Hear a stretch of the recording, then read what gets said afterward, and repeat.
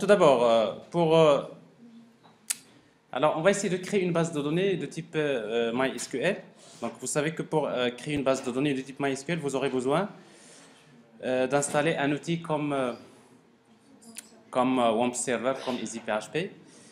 Donc c'est un outil avec lequel donc, vous pouvez une fois démarrer.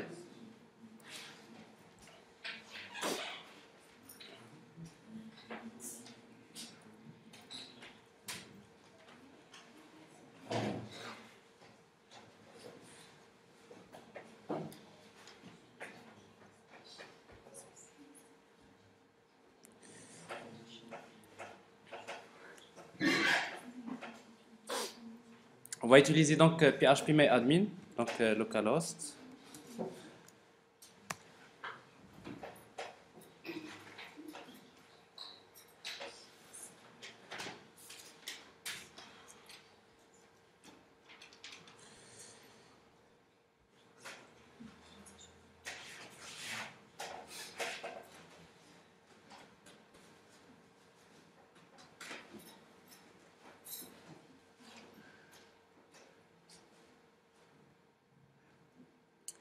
Voilà, donc on va créer une base de données. Une simple base de données dans laquelle on va créer une table qui contient des produits. Alors, sachant que chaque produit est défini par son code, son nom, le prix et par exemple la photo. Alors, base de données.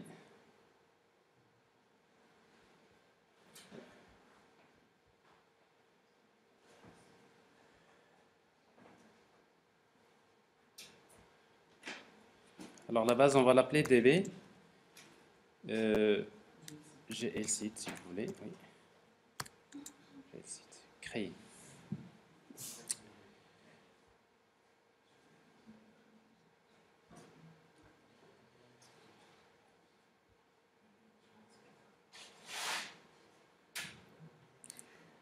Alors, il est perdu, il est là, quelque part.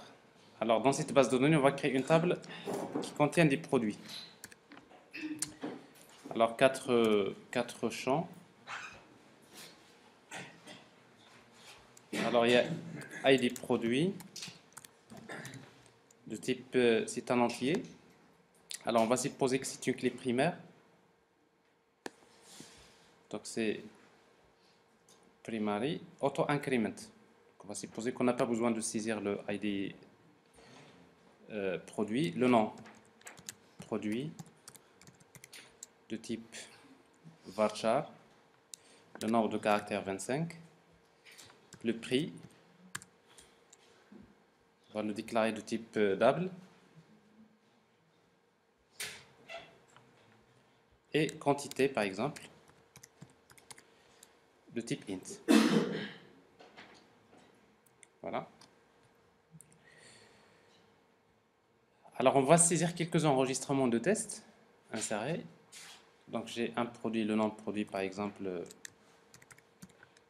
HP, le prix 600, c'est 1000, la quantité 12, un autre produit.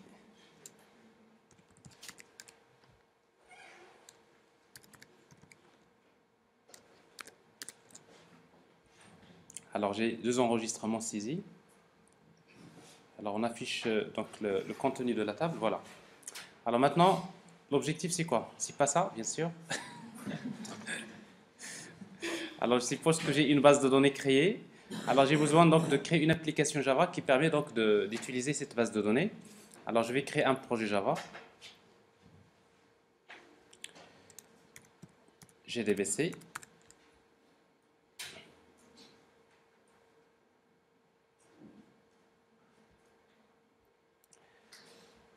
Alors on crée une première application qu'on va appeler test GDBC.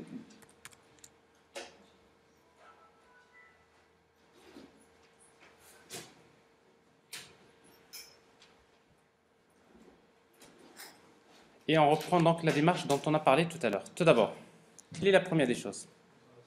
Charger le pilote GDBC. Alors pour charger le pilote GDBC, on va utiliser class.forName. Alors pour MySQL, le pilote GDBC, c'est com.mysql.gdbc.driver. Alors bien sûr, quand vous tentez de charger le payload GDBC, il y a une exception que vous devrez traiter. Et cette exception, c'est class not found exception. Alors vous tentez de charger une classe en mémoire, mais si cette classe n'existe pas, si ce pilote-là n'existe pas, parce que si on fait c'est une bibliothèque, c'est un fichier .jar que vous devrez avoir dans le class path, donc il va générer l'exception class not found exception. Alors sinon, après, si tout se passe bien, donc on va créer une connexion. Alors connexion du package java.sql. Alors le package que nous utilisons, donc ici c'est java.sql. Alors con égale, c'est la classe driver manager avec la méthode get connection. Et après la connexion MySQL, c'est gdbc .mysql localhost. Alors ça c'est la machine où se trouve MySQL. Le port de MySQL c'est 3306 / le nom de la base de données c'est db glzip. Et après le nom d'utilisateur et le mot de passe. Alors je suppose que l'utilisateur root donc a le droit d'accéder. Alors ça c'est également une autre exception que vous devrez traiter. Alors c'est SQL exception. Et du coup donc pour ne pas ajouter un autre cache, on peut tout simplement utiliser catch exception. Alors une fois que la connexion est créée, on aura besoin de créer un objet statement ou bien prepare statement. Alors d'une manière générale, on utilise l'objet prepare statement, c'est plus pratique. Alors prepare statement ps égale con.prepare statement. Alors ici on va préparer une requête tout d'abord. La requête select par exemple étoile from produit. Alors la requête n'est pas encore exécutée. Alors si vous voulez l'exécuter, donc on va déclarer un objet de type result7 rs égale à ps.execute query. Alors donc j'exécute la requête et après par la suite donc je devrais savoir comment parcourir le result7 pour récupérer les données. Alors généralement si vous voulez parcourir un result7 ligne par ligne, on va utiliser la boucle de type while rs.next. Alors en fait la méthode next il permet donc de passer à la ligne suivante, donc et il récupère la ligne courante. Et après, pour chaque ligne, je veux afficher les informations sur la ligne. Par exemple, je voudrais afficher, par exemple, c'est rs.getString, getInt par exemple, la colonne ID produit.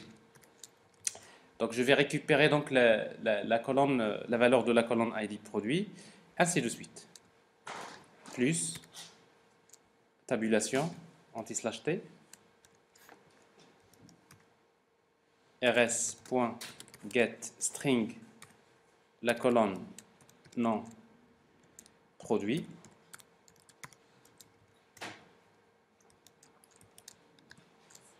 plus tabulation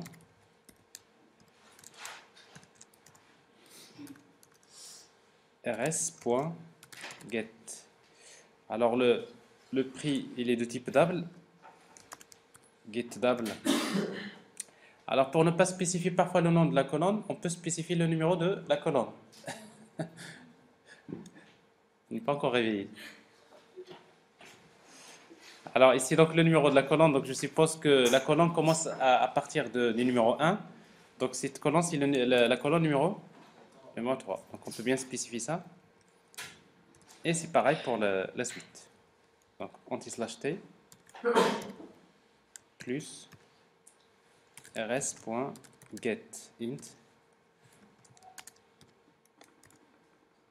de la colonne quantité. Alors quand on va tenter d'exécuter cette application, on aura forcément une exception. Alors cette exception-là, qui est très connue, très réputée dans Java, c'est class not found exception. Donc au moment de l'exécution, l'application il va tenter de charger des classes en mémoire, mais cette classe n'existe pas. Alors en fait, quelle classe qui n'existe pas, c'est comme .mysql.gdbc.driver. Donc, vous voyez donc par défaut le payload GDBC ne fait pas partie du classpath du projet, c'est-à-dire il ne fait pas partie des bibliothèques qui se trouvent dans le GDK. Mais du coup, donc, on aura besoin de l'ajouter. Alors pour l'ajouter, donc il va falloir chercher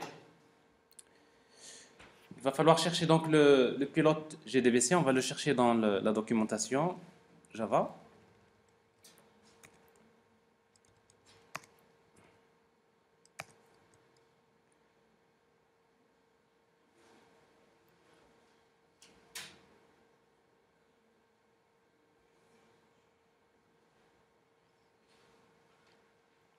Ici voilà un exemple, mais on va trouver un autre.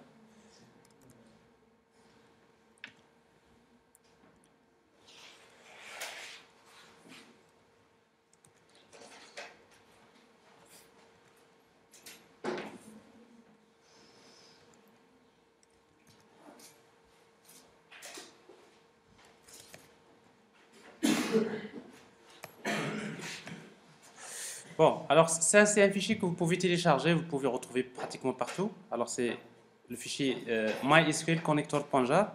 Alors ce fichier-là, on va le prendre et on va le copier quelque part. Donc, et particulièrement dans notre cas, on va le copier par exemple dans le dossier de notre projet. Paste. Mais il ne suffit pas de copier un fichier .jar dans le projet pour que ça marche. Alors vous voyez, donc même si vous exécutez, il y aura toujours le même problème. Alors ce fichier-là, il faut l'ajouter au classpath du projet. Alors pour l'ajouter au classpath du projet, avec Eclipse, on pourra chercher les propriétés du projet. Java buildpath, et après vous avez libraries, donc les bibliothèques. Alors forcément, vous voyez déjà que votre projet Java